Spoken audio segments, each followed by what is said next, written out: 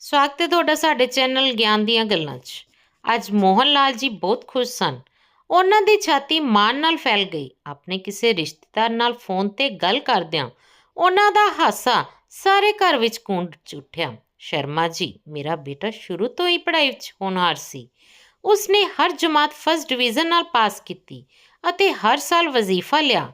ਪੜ੍ਹਾਈ ਵਿੱਚ ਉਸਦੀ ਲਗਨ ਨੂੰ ਦੇਖਦਿਆਂ ਮੈਂ ਉਸਦਾ ਦਾਖਲਾ MBA 'ਚ ਕਰਵਾਇਆ ਸੀ। ਮੈਨੂੰ ਪਤਾ ਸੀ ਕਿ ਇੱਕ ਦਿਨ ਉਹ ਜ਼ਰੂਰ ਕਾਮਯਾਬ ਹੋਵੇਗਾ ਅਤੇ ਦੇਖੋ, ਉਸਨੇ ਯੂਨੀਵਰਸਿਟੀ ਵਿੱਚ ਟੌਪ ਕਰਕੇ ਮੇਰਾ ਭਰੋਸਾ ਕਾਇਮ ਰੱਖਿਆ ਹੈ। ਲਓ ਆ ਗਿਆ ਮੇਰਾ ਪੁੱਤ, ਦੋਸਤਾਂ ਨਾਲ ਆਪਣੀ ਸਫਲਤਾ ਦਾ ਜਸ਼ਨ ਮਨਾ ਕੇ। ਠੀਕ ਹੈ ਸ਼ਰਮਾ ਜੀ, ਮੈਂ ਫੋਨ ਰੱਖਦਾ ਹਾਂ। ਆਪਣੇ ਬੇਟੇ ਸਰਵਨ ਨੂੰ ਆਉਂਦਾ ਦੇਖ ਕੇ ਮੋਹਨ ਲਾਲ ਜੀ ਨੇ ਫੋਨ ਬੰਦ ਕਰ ਦਿੱਤਾ ਅਤੇ ਆਪਣੇ ਬੇਟੇ ਨੂੰ ਜੱਫੀ ਪਾ ਲਈ। ਪੁੱਤ, ਤੂੰ ਮੇਰਾ ਸਿਰ ਮਾਣ ਨਾਲ ਉੱਚਾ ਕਰ ਦਿੱਤਾ। ਦੇਖ, ਮੈਨੂੰ ਸਵੇਰ ਤੋਂ ਹੀ ਵਧਾਈ ਦੇਣ ਵਾਲਿਆਂ ਦੇ ਫੋਨ ਆ ਰਹੇ ਹਨ। ਇਹ ਕਹਿ ਕੇ ਮੋਹਨ ਲਾਲ ਜੀ ਦੀਆਂ ਅੱਖਾਂ ਵਿੱਚ ਖੁਸ਼ੀ ਦੇ ਹੰਝੂ ਵਹਿ ਤੁਰੇ। ਸਾਹਮਣੇ ਖੜੀ ਸਰਵਨ ਦੀ ਮਾਂ ਇਹ ਨਜ਼ਾਰਾ ਦੇਖ ਕੇ ਖੁਸ਼ ਹੋ ਰਹੀ ਸੀ, ਪਰ ਆਪਣੇ ਪੁੱਤਰ ਸਰਵਨ ਦੇ ਚਿਹਰੇ ਵੱਲ ਦੇਖ ਕੇ ਉਸਨੂੰ ਲੱਗਾ ਜਿਵੇਂ ਉਹ ਕੁਝ ਕਹਿਣਾ ਚਾਹੁੰਦਾ ਹੋਵੇ। ਇਸ ਦੌਰਾਨ ਸਰਵਨ ਨੇ ਕਿਹਾ, ਮਾਂ, ਪਿਤਾ ਜੀ, ਮੈਂ ਤੁਹਾਨੂੰ ਦੋਵਾਂ ਨੂੰ ਕੁਝ ਦੱਸਣਾ ਹੈ। ਹਾਂ ਬੇਟਾ, ਦੱਸੋ ਕੀ ਗੱਲ ਹੈ। ਪਿਤਾ ਜੀ, ਤੁਹਾਨੂੰ ਪਤਾ ਹੈ ਕਿ ਅੱਜ ਕੱਲ੍ਹ ਚੰਗੀ ਨੌਕਰੀ ਮਿਲਣੀ ਕਿੰਨੀ ਔਖੀ ਹੈ। ਪਰ ਪੁੱਤਰ, ਤੁਹਾਨੂੰ ਚਿੰਤਾ ਕਰਨ ਦੀ ਕੀ ਲੋੜ ਹੈ। ਅਜੇ ਤਾਂ ਤੇਰੀ ਪੜ੍ਹਾਈ ਖਤਮ ਹੋਈ ਹੈ, ਤੈਨੂੰ ਬਹੁਤ ਵਧੀਆ ਨੌਕਰੀ ਮਿਲੇਗੀ, ਚਿੰਤਾ ਨਾ ਕਰ। ਨਹੀਂ ਪਿਤਾ ਜੀ, ਮੈਂ ਕਹਿ ਰਿਹਾ ਸੀ ਕਿ ਮੈਨੂੰ ਬਹੁਤ ਵੱਡੀ ਮਲਟੀਨੈਸ਼ਨਲ ਕੰਪਨੀ ਵੱਲੋਂ ਆਸਟ੍ਰੇਲੀਆ ਵਿੱਚ ਨੌਕਰੀ ਦੀ ਪੇਸ਼ਕਸ਼ ਕੀਤੀ ਗਈ ਹੈ। ਆਸਟ੍ਰੇਲੀਆ? ਜਿਵੇਂ ਦੋਵੇਂ ਮਾਂ-ਬਾਪ ਕੁਝ ਸਮੇਂ ਲਈ ਬੁੱਤ ਬਣ ਗਏ। ਉਹਨਾਂ ਨੂੰ ਲੱਗਾ ਜਿਵੇਂ ਉਹਨਾਂ ਦਾ ਦਿਲ ਧੜਕਣਾ ਬੰਦ ਹੋ ਗਿਆ ਹੋਵੇ। ਫਿਰ ਕੁਝ ਸੰਭਲ ਕੇ ਉਸਦੀ ਮਾਂ ਨੇ ਪਿਆਰ ਨਾਲ ਪੁੱਤਰ ਦੇ ਸਿਰ ਤੇ ਹੱਥ ਰੱਖ ਕੇ ਕਿਹਾ, ਪੁੱਤ, ਆਸਟ੍ਰੇਲੀਆ ਵਿੱਚ ਨੌਕਰੀ ਕਰਨ ਦੀ ਕੀ ਲੋੜ ਹੈ। ਤੈਨੂੰ ਇੱਥੇ ਵੀ ਬਹੁਤ ਵਧੀਆ ਨੌਕਰੀ ਮਿਲ ਸਕਦੀ ਹੈ। ਮਾਂ ਦੇ ਇੰਨਾ ਆਖਣ ਦੀ ਦੇਰ ਸੀ ਕਿ ਸਰਵਨ ਭੜਕ ਉੱਠਿਆ ਅਤੇ ਮਾਂ ਦਾ ਹੱਥ ਝਟਕ ਕੇ ਗੁੱਸੇ 'ਚ ਬੋਲਿਆ, ਮੈਨੂੰ ਪਤਾ ਸੀ ਕਿ ਤੁਸੀਂ ਲੋਕ ਇਹ ਡਰਾਮਾ ਸ਼ੁਰੂ ਕਰੋਗੇ। ਤੁਸੀਂ ਚੰਗੀ ਤਰ੍ਹਾਂ ਜਾਣਦੇ ਹੋ ਕਿ ਮੇਰਾ ਵਿਦੇਸ਼ ਵਿੱਚ ਕੰਮ ਕਰਨ ਦਾ ਸੁਪਨਾ ਬਹੁਤ ਪਹਿਲਾਂ ਤੋਂ ਸੀ ਅਤੇ ਅੱਜ ਜਦੋਂ ਇਹ ਸੁਪਨਾ ਹਕੀਕਤ 'ਚ ਬਦਲਣ ਜਾ ਰਿਹਾ ਹੈ ਤਾਂ ਮੈਂ ਇਸ ਮੌਕੇ ਨੂੰ ਗਵਾਉਣਾ ਨਹੀਂ ਚਾਹੁੰਦਾ। ਉਸਦੇ ਮਾਤਾ ਅਤੇ ਪਿਤਾ ਦੋਵਾਂ ਦੀਆਂ ਅੱਖਾਂ ਵਿੱਚ ਇੱਕ ਅਜੀਬ ਜਿਹੀ ਉਦਾਸੀ ਛਾ ਗਈ। ਉਹਨਾਂ ਨੂੰ ਲੱਗਾ ਜਿਵੇਂ ਸਮਾਂ ਰੁਕ ਗਿਆ ਹੋਵੇ। ਖੁਸ਼ੀ ਦਾ ਮਾਹੌਲ ਉਦਾਸੀ 'ਚ ਬਦਲ ਗਿਆ ਸੀ। ਉਹ ਦੋਵੇਂ ਚੁੱਪਚਾਪ ਇੱਕ ਦੂਜੇ ਵੱਲ ਵੇਖ ਰਹੇ ਸਨ। ਜਦੋਂ ਕਿ ਸਰਵਨ ਆਪਣੀ ਗੱਲ ਕਹਿ ਕੇ ਆਪਣੇ ਕਮਰੇ ਵਿੱਚ ਚਲਾ ਗਿਆ। ਉਸ ਰਾਤ ਸਰਵਨ ਦੇ ਮਾਤਾ ਪਿਤਾ ਦੋਵਾਂ ਨੂੰ ਉਹ ਸਮਾਂ ਯਾਦ ਆਉਣ ਲੱਗਿਆ ਜਦੋਂ ਉਹਨਾਂ ਦੇ ਵਿਆਹ ਦੇ 10 ਸਾਲ ਬਾਅਦ ਉਹਨਾਂ ਦੇ ਪੁੱਤਰ ਸਰਵਨ ਦਾ ਜਨਮ ਹੋਇਆ ਸੀ। ਕੋਈ ਵੀ ਡਾਕਟਰ, ਹਕੀਮ ਨਹੀਂ ਬਚਿਆ ਹੋਣਾ ਜਿਸ ਦੀ ਦਵਾ ਉਹਨਾਂ ਨੇ ਨਾ ਖਾਧੀ ਹੋਵੇ।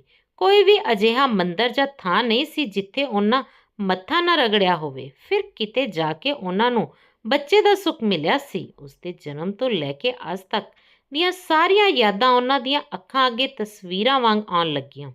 ਸਰਵਨ ਦੀ ਮਾਂ ਨੇ ਭਰੇ ਮਨ ਨਾਲ ਕਿਹਾ, ਬਚਪਨ ਵਿੱਚ ਤਾਂ ਸਰਵਨ ਮੈਨੂੰ ਆਪਣੀ ਅੱਖਾਂ ਤੋਂ ਬਿਲਕੁਲ ਵੀ ਓਹਲੇ ਨਹੀਂ ਹੋਣ ਦਿੰਦਾ ਸੀ ਤੇ ਜੇਕਰ ਮੈਂ ਨਜ਼ਰ ਨਾ ਆਉਂਦੀ ਤਾਂ ਸਾਰਾ ਘਰ ਸਿਰ ਤੇ ਉਠਾ ਲੈਂਦਾ ਸੀ। 2 ਪਲ ਲਈ ਵੀ ਆਪਣੀ ਮਾਂ ਤੋਂ ਦੂਰੀ ਉਸ ਨੂੰ ਬਰਦਾਸ਼ਤ ਨਹੀਂ ਸੀ ਅਤੇ ਜਿਵੇਂ ਹੀ ਤੁਸੀਂ ਕੰਮ ਤੋਂ ਵਾਪਸ ਆਉਂਦੇ ਤਾਂ ਕਿਵੇਂ ਉਹ ਭੱਜ ਕੇ ਆਉਂਦਾ ਸੀ ਅਤੇ ਤੁਹਾਡੀਆਂ ਲੱਤਾਂ ਨੂੰ ਘੁੱਟ ਕੇ ਜੱਫੀ ਪਾ ਲੈਂਦਾ ਸੀ। ਸਰਵਨ ਦੇ ਪਿਤਾ ਮੋਹਨ ਲਾਲ ਜੀ ਵੀ ਉਹਨਾਂ ਸਾਰੀਆਂ ਗੱਲਾਂ ਨੂੰ ਯਾਦ ਕਰਕੇ ਭਾਵੁਕ ਹੋ ਗਏ ਅਤੇ ਕਿਹਾ ਕਿ ਅੱਜ ਉਹ ਦਿਨ ਹੈ ਜਦੋਂ ਸਾਡਾ ਉਹੀ ਸਰਵਨ ਸਾਨੂੰ ਛੱਡ ਕੇ ਵਿਦੇਸ਼ ਜਾਣ ਬਾਰੇ ਸੋਚ ਰਿਹਾ ਹੈ। ਸਾਡੇ ਇਕਲੌਤੇ ਪੁੱਤਰ ਨੇ ਇੱਕ ਵਾਰ ਵੀ ਨਹੀਂ ਸੋਚਿਆ ਕਿ ਉਸਦੇ ਬੁੱਢੇ ਮਾਪਿਆਂ ਦਾ ਕੀ ਹੋਵੇਗਾ। ਉਹਨਾਂ ਦੀ ਦੇਖਭਾਲ ਕੌਣ ਕਰੇਗਾ। ਕਿ ਔਲਾਦ ਇੰਨੀ ਸਵਾਰਥੀ ਹੋ ਸਕਦੀ ਹੈ।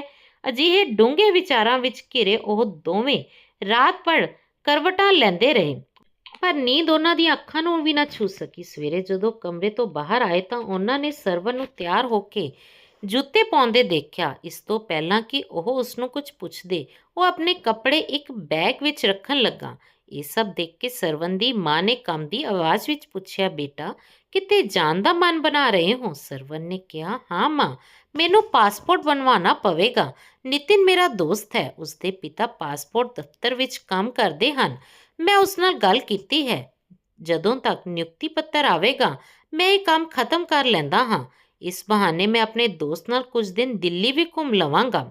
ਇਹ ਸੁਣ ਕੇ ਉਸਦੀ ਮਾਂ ਉਸ ਲਈ ਚਾਹ ਤੇ ਨਾਸ਼ਤਾ ਲੈਣ ਲਈ ਰਸੋਈ ਚਲੀ ਗਈ ਤਾਂ ਉਸਦੇ ਪਿਤਾ ਨੇ ਉਸਨੂੰ ਪਿਆਰ ਨਾਲ ਪੁੱਛਿਆ, ਬੇਟਾ ਇੱਕ ਗੱਲ ਦੱਸੋ, ਵਿਦੇਸ਼ ਜਾਣਾ ਇੰਨਾ ਜ਼ਰੂਰੀ ਹੈ?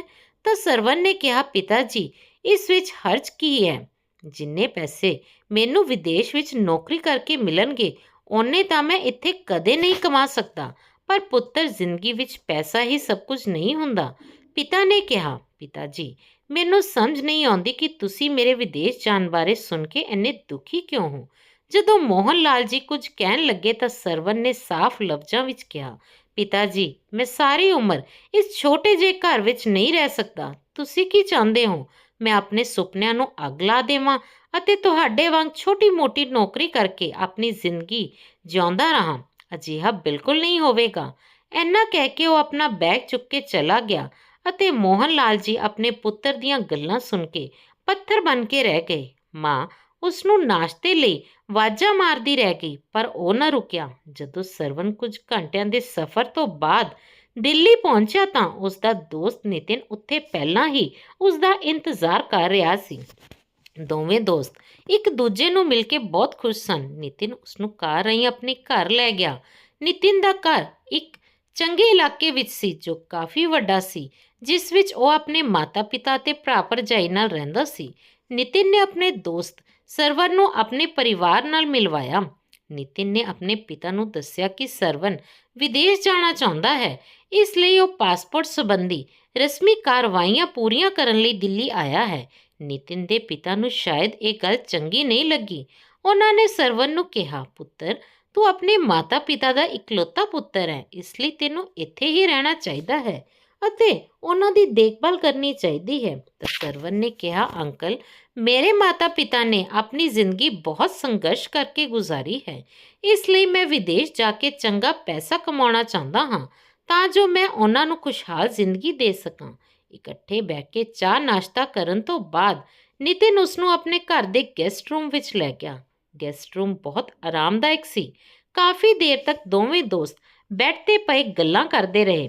ਗੈਸਟ ਰੂਮ ਦੇ ਸਾਹਮਣੇ ਇੱਕ ਕਮਰਾ ਸੀ ਜਿੱਥੇ ਖੰਘਣ ਦੀ ਆਵਾਜ਼ ਆ ਰਹੀ ਸੀ। ਗੱਲਾਂ ਕਰਦੇ ਹੋਏ ਨਿਤਿਨ ਵੀ ਵਿੱਚ ਉਸ ਕਮਰੇ 'ਚ ਆ ਰਿਹਾ ਸੀ। ਥੋੜੀ ਦੇਰ ਬਾਅਦ ਜਦੋਂ ਨਿਤਿਨ ਘਰੋਂ ਬਾਹਰ ਗਿਆ ਤਾਂ ਸਰਵਨ ਨੇ ਉੱਠ ਕੇ ਉਸ ਕਮਰੇ ਵਿੱਚ ਦੇਖਿਆ ਤਾਂ ਉੱਥੇ ਇੱਕ ਬਜ਼ੁਰਗ ਦਾਦਾ ਜੀ ਉੱਚੀ ਉੱਚੀ ਖੰਘ ਰਹੇ ਸਨ।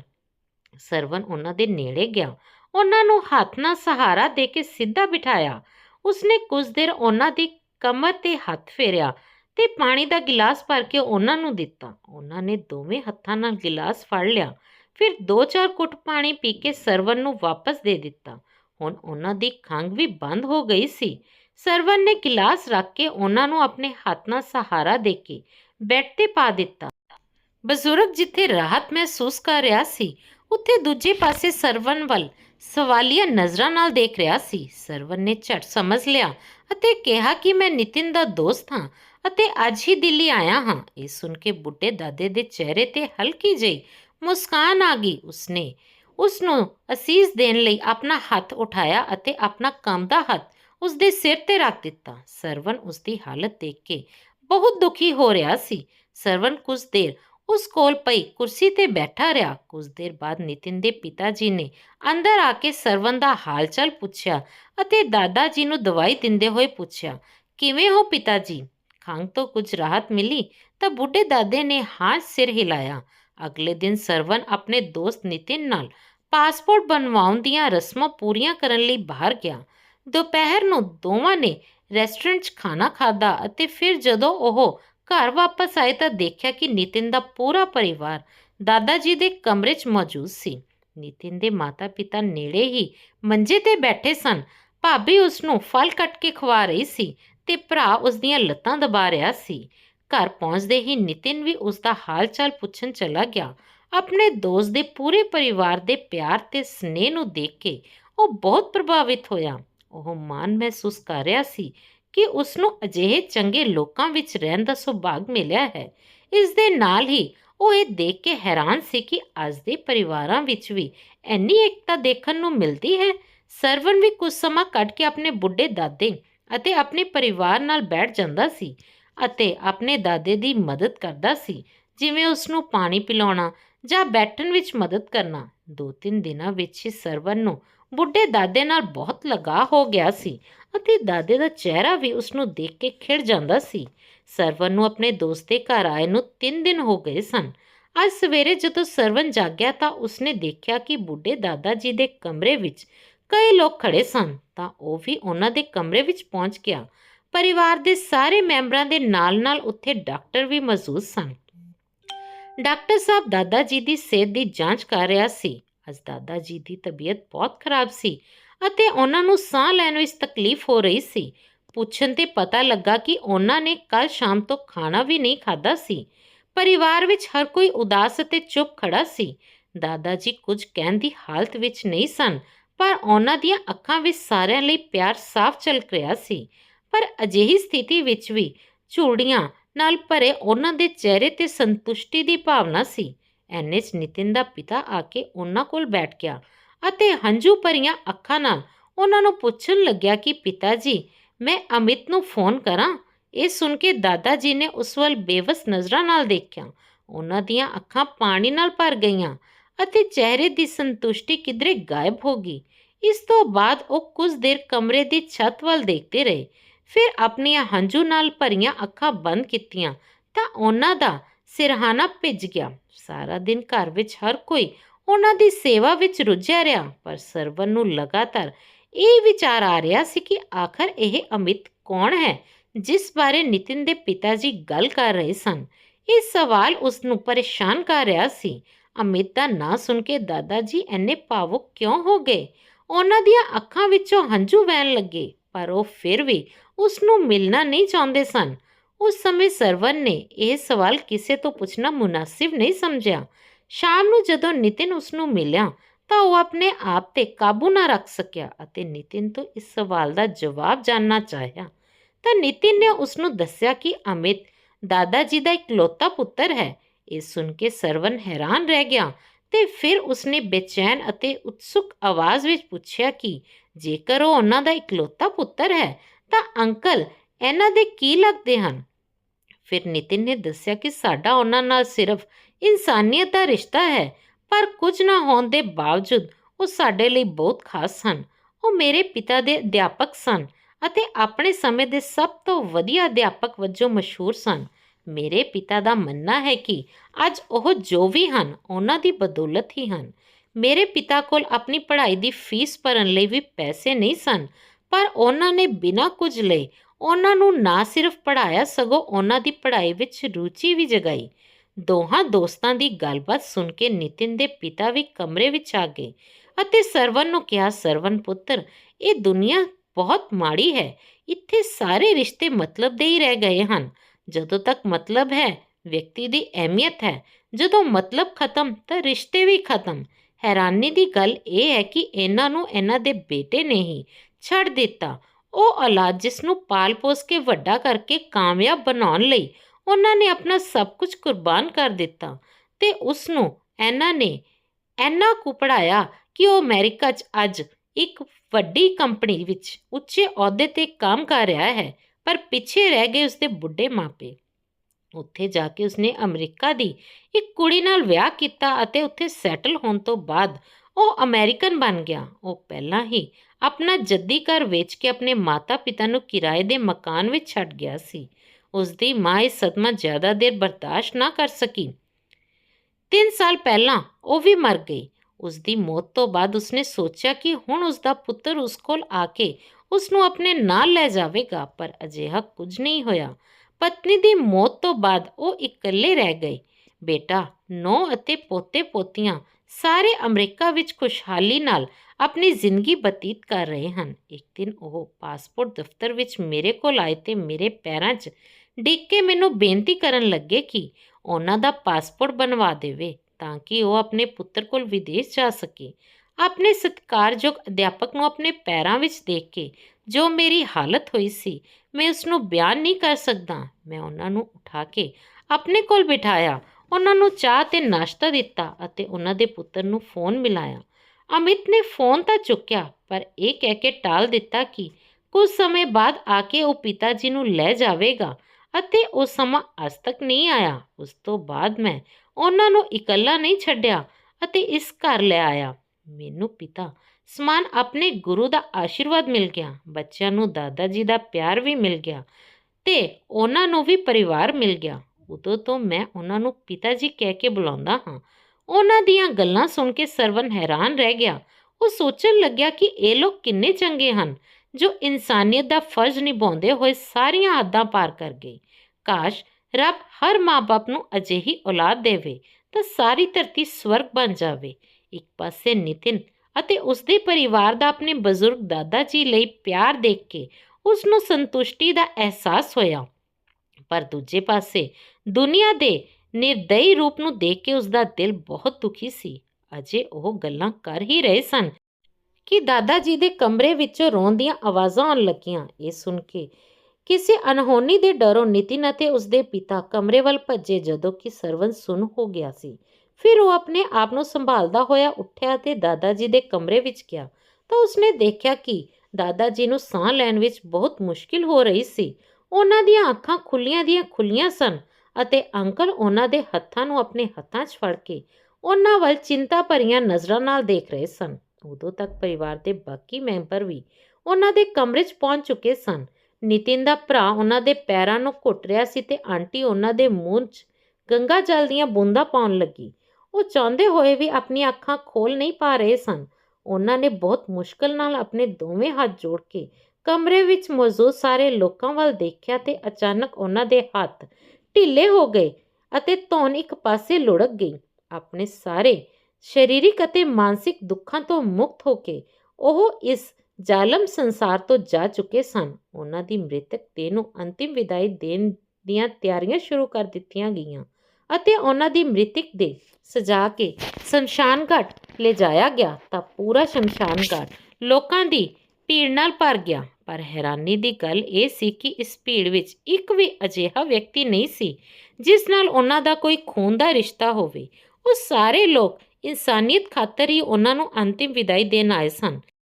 ਅਤੇ ਸਭ ਤੋਂ ਵੱਡੀ ਦੁੱਖ ਦੀ ਗੱਲ ਇਹ ਸੀ ਕਿ ਜਿਨ੍ਹਾਂ ਲੋਕਾਂ ਨਾਲ ਉਹਨਾਂ ਦਾ ਖੂਨ ਦਾ ਰਿਸ਼ਤਾ ਸੀ, ਉਹਨਾਂ ਨੂੰ ਤਾਂ ਪਤਾ ਵੀ ਨਹੀਂ ਸੀ ਕਿ ਅੱਜ ਉਹਨਾਂ ਦਾ ਕੋਈ ਆਪਣਾ ਜੋ ਉਹਨਾਂ ਨੂੰ ਆਪਣੀ ਜਾਨ ਤੋਂ ਵੱਧ ਪਿਆਰ ਕਰਦਾ ਸੀ, ਇਸ ਸੰਸਾਰ ਤੋਂ ਚਲਾ ਗਿਆ ਹੈ। ਜੇਕਰ ਖਬਰ ਹੁੰਦੀ ਤਾਂ ਵੀ ਸ਼ਾਇਦ ਉਹਨਾਂ ਨੂੰ ਕੋਈ ਫਰਕ ਨਾ ਪੈਂਦਾ, ਕਿਉਂਕਿ ਜੇਕਰ ਫਰਕ ਪੈਂਦਾ ਹੀ ਹੁੰਦਾ ਤਾਂ ਕਿ ਅੱਜ ਉਹ ਇਸ ਹਾਲਤ 'ਚ ਇਸ ਦੁਨੀਆ ਤੋਂ ਜਾਂਦੇ।